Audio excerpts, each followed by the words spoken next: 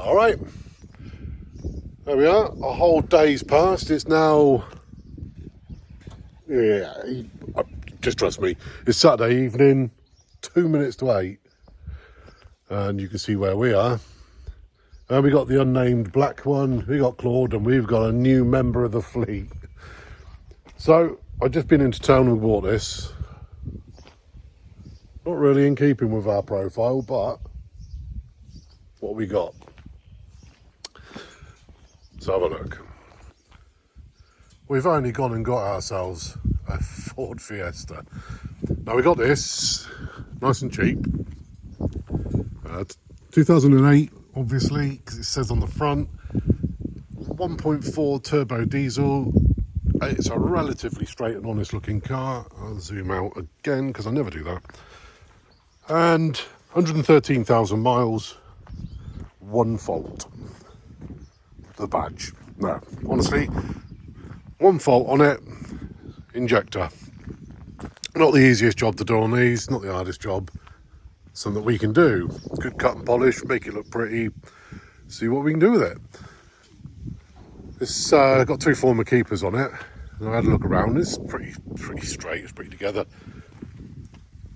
Bit of damage because obviously being a massive car, it's hard to reverse. But the only thing I've noticed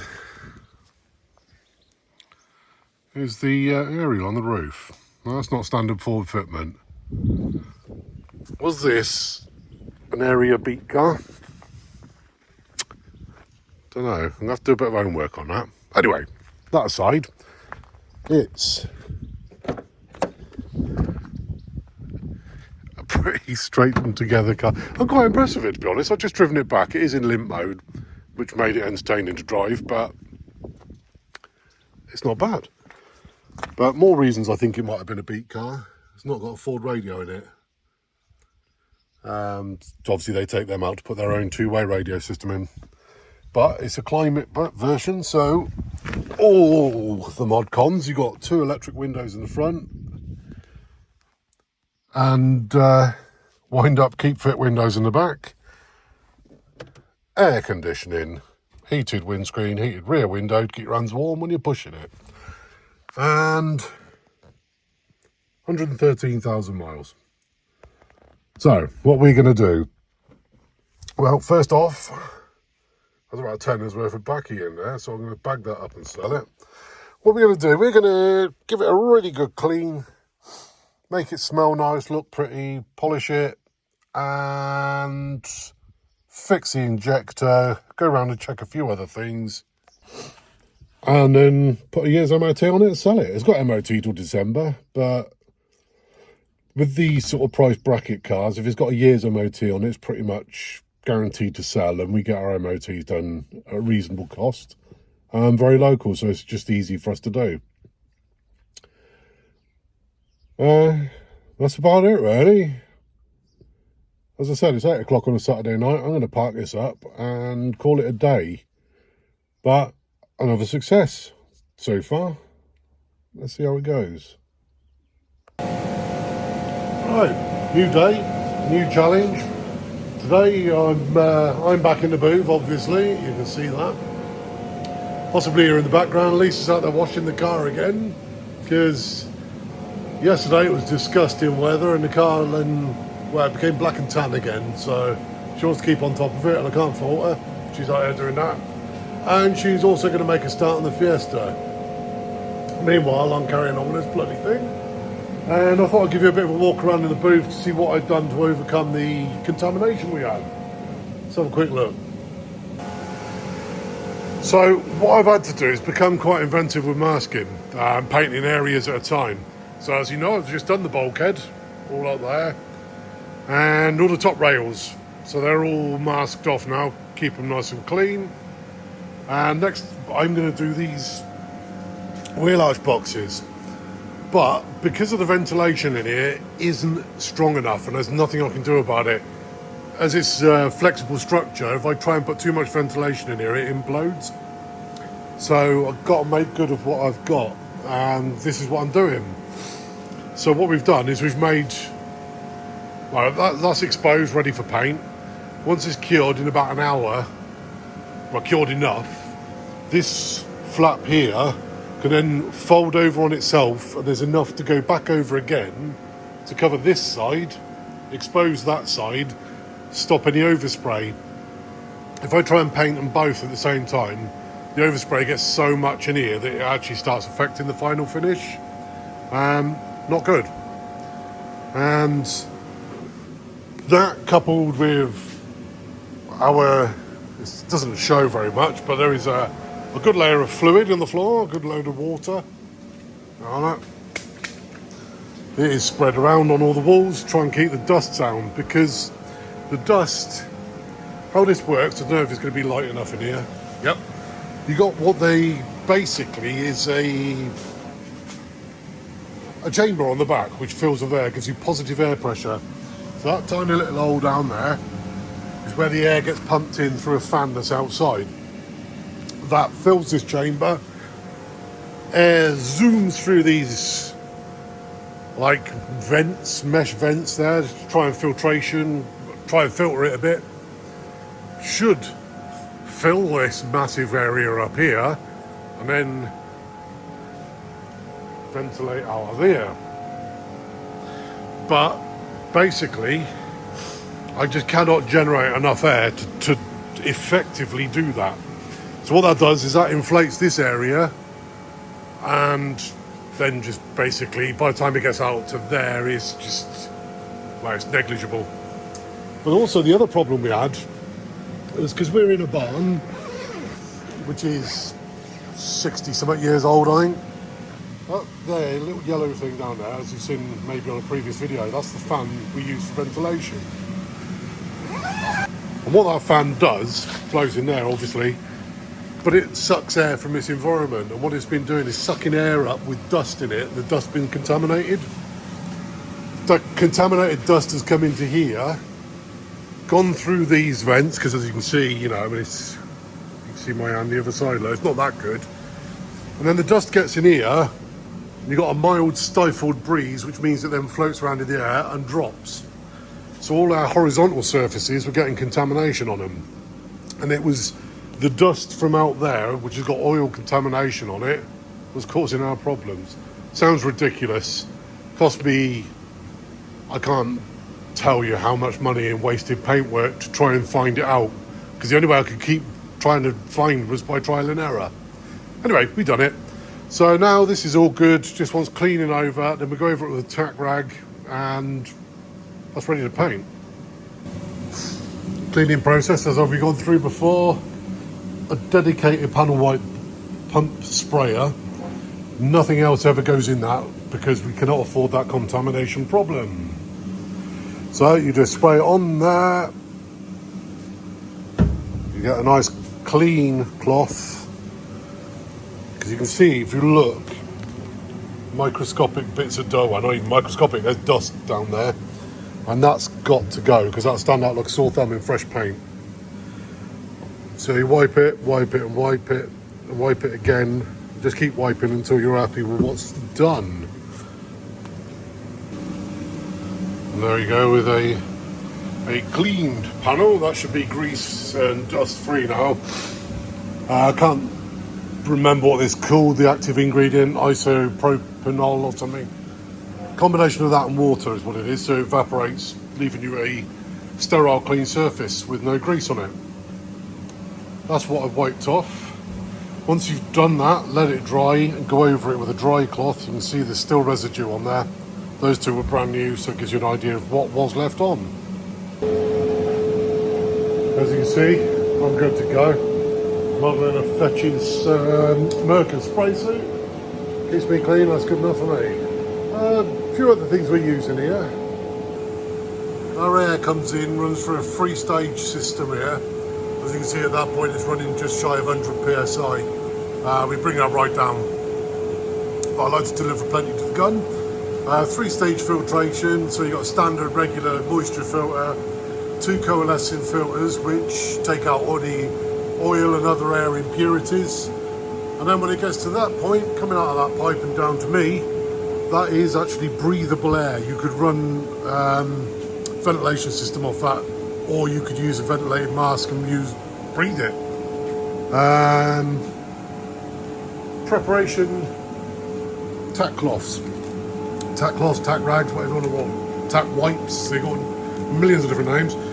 These are, I'll show you in a minute, it's like a little piece of mesh gauze, slightly tacky, hence the name. And what you do is you wipe over all the panel area around where you're working.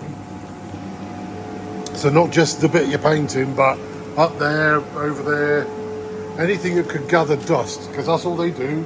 They pick up microscopic bits of dust, other matter, which is going to wreck your paint job. You can't get rid of them all, but you just do your damnedest to get rid of as much as you can. Weapon today seems to be my go-to now. Sartor 1500P, 1500B, should I say. And with that, I use an Etalon SPS system. So I've been the standard plastic cup, and this one is removable, disposable. You mix your paint in there, you use it, and inside it's like a little soggy bag. And once that's empty, just throw the bag away, reuse the cup, but you don't have to clean anything, it just gets binned. So it makes life a lot easier, probably better on the environment for the amount of materials I don't have to use cleaning it, and in fact it's just a little bit of plastic. Anyway, rub it in again. I'm going to give this a wipe down. cough. Give this a wipe down and chuck some paint on it. So there you go, there's your tack cloth. Like I say, it's literally a little bit of gauze with some slight tackiness to it. Have a wipe round and see what comes off. Pays testament to my preparation. That's all done, and as you can see, there's a few little bits it's picked up, but it's not covered in blue bits, which tells me that all my cleaning down there has worked. And this is incidental to having a 30-year-old Land Rover. There's bits that magic themselves up from nowhere. Anyway, let's get some paint on this thing. I've got my mask on, so I'm not very clear, but that's coat number 1. I'm going off for 10 minutes, let that cure, and then chuck another coat on. It's been about 10 minutes. So we want to come and check, make sure this is ready for the next coat. You have to leave it cure for 10 minutes or so to allow the solvents to breathe out of the paint. Otherwise, if you put another coat over the top of this, the previous coat will breathe through it and create air bubbles. So what you need to do is test on a bit of your masked area. You can see it's tacky, but if my finger's coming off clean, it's cured. It's just surface area now. So that's ready for another coat, and that's what I'm going to do. This is what I was talking about when I said the filtration system just ain't no good. I'm stood in the door at the moment, and you can just see it lingering in the air, and as it falls, it just leaves like a little microscopic dust dot in the paint. But because it's solvent based, hang on, that's rough. Because it's solvent based, it will burn through the paint, go all the way down to the base layer, so you can't really polish it out once it's got in there. And the only option you've got then is another coat, and it's like a vicious circle. So that's why we're doing the masking like we are at the moment. Try and keep the amount of overspray down and stop it burning in the paint. We'll see in a minute how this has worked out. And then as the smoke screen clears,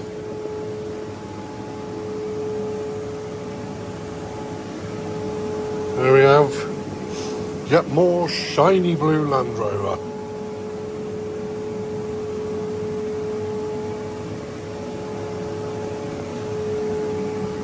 What I'm going to do now is I don't know if I explained it very well, but I'll let that cure now. What is it? I can't tell because I'm wrapped up. I'll give that a good hour and a half, 2 hours to go cure, because it's obviously, like it was before, its gloves are doing well. It's just tacky. It's ready for another coat if it was getting one, but it isn't. There we are. Nice break for dinner. Chicken kebabs if you're interested. Homemade as well. Where are we up to? Right. That's gone off. I'm happy with that. Yeah, proper happy with that. So, where will we? We're going to, roughly where that line is at the middle actually, I'm going to roll a load of this over. This is all dry now. Roll a load of this over and then build it up over to that side so that that's masked off and stops any overspray from this side. I'll do it and show you, it'll make more sense. There we are. Don't want to be too patronising and sort of like stating the obvious and then showing you and all, but that's what I meant anyway. This side's all now ready to go. I've just cleaned it all, tack ragged it down, and she's ready to go. So I'm just going to go mix up a bit of paint and do what we do. So we switched sides, laid some down, and I'm looking at this with you. I haven't actually looked at this. Yeah, there's a little few nibs of dirt in it.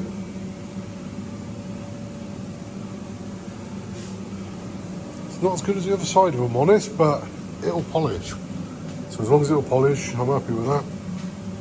And as with always, the dents are in there, specifically that one. If I knock that out, it'll split because it's aluminium and I just wasn't that invested. So I've left it. There, it's blue and shiny, so we met that criteria. And I think the little bits and nibs and stuff in it will buff out, so yep, I'm happy with that. That'll do for today. It's now 10 to 6 on Sunday evening, so I reckon I've deserved a break. There we are. Catch you tomorrow. Well, clearly I lied when I said that was 6 o'clock and I've had enough, because it's now 2 minutes past 8 and we're still at it. Oh yeah, who's that? Teddy. Cookie.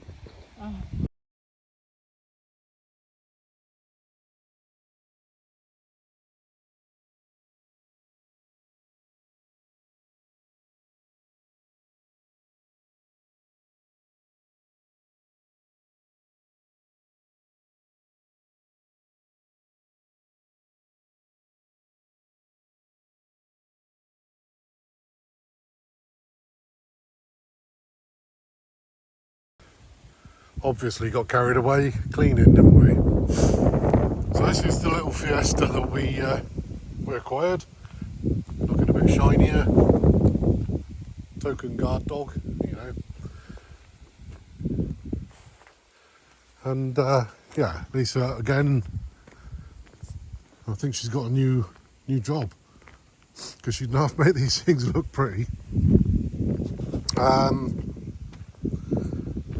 What did we discover? It most certainly has been a police car. Oh, it has, yeah. Yeah, we found, not evidence, but we found evidence inside it, so we know now definitely this was community car, or I think it actually was victim support, wasn't it? Yeah, I think it was victim support. That was just what it said on the card anyway. Yeah. So there we are. Next stop, under the bonnet. Yeah. Well, actually, next stop for me is a nice cup of coffee, but next stop for the Fiesta is under the bonnet. Yeah. And we'll... People will probably say, like, oh, why have you cleaned it? You haven't been under the bonnet yet. Well, it might rain, so... It's Wales, it's going to rain, isn't it? So I just thought, do you know what? While it's dry, I'm just going to get it done.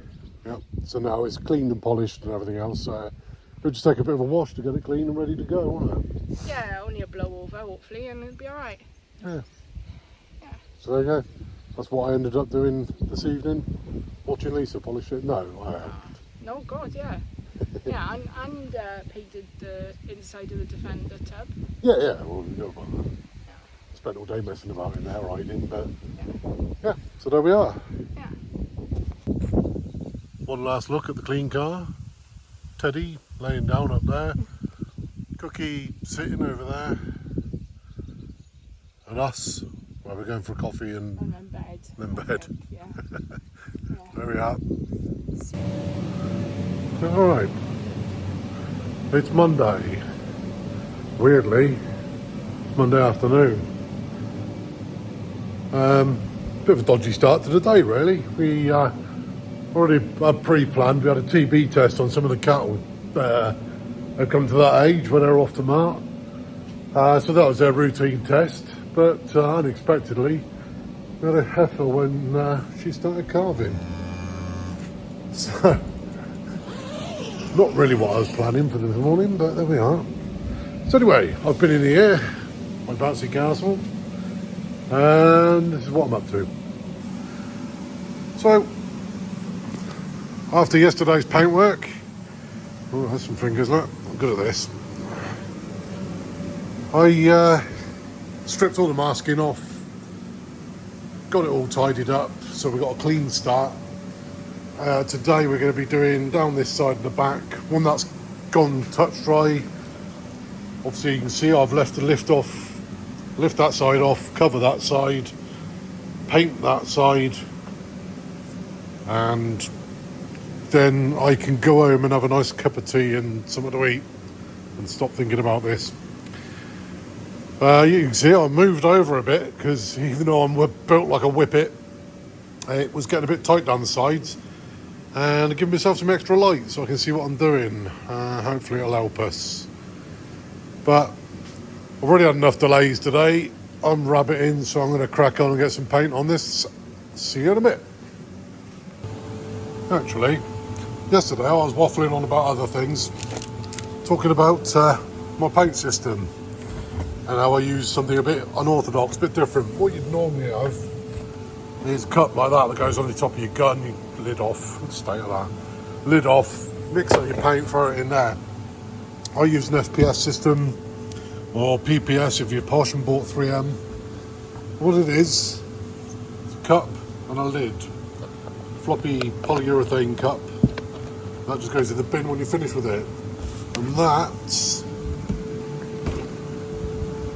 goes inside that, one-handedly, good this is. So that goes inside there, liner, so that's a hard case. You mix up your paint inside there. Inside there is a 0.25 micron filter, so obviously good filtration. Pop your lid on, screw your cap down, then for that there's an adapter on the top of the gun, so just fire straight on, straight off. When you're done, you can take the lid and the liner and the waste paint that's inside it, or residue, wing it in the bin, nothing to clean. So there you go. Well, that didn't go according to plan. What day is it? Tuesday morning. And we're at home. The paint, I laid the paint down on the other side, on the outside of that, and it's not gone on very well at all. My run of good luck might have run out. I don't know. I'm not entirely sure if it's the paint, if it was me being in a bad mood, or if we've been struck by the ventilation in the booth and it's not worked too well. So I had a lazy start to today, and we'll go back to it and assess the situation from there. And we can pretend that's some sort of little cliffhanger for this video, can't we? Can we? Yeah. Okay. Every day's a cliffhanger, Matt. Yeah. Every bloody day's a cliffhanger. But if blue Fords and blue Land Rovers is your thing, tune in for the next one. Honestly. Oh. Anything blue. No. Yeah, get rid of it. So there we are. Love you and leave you. Catch you in the next one. Thanks for watching. Bye. Goodbye.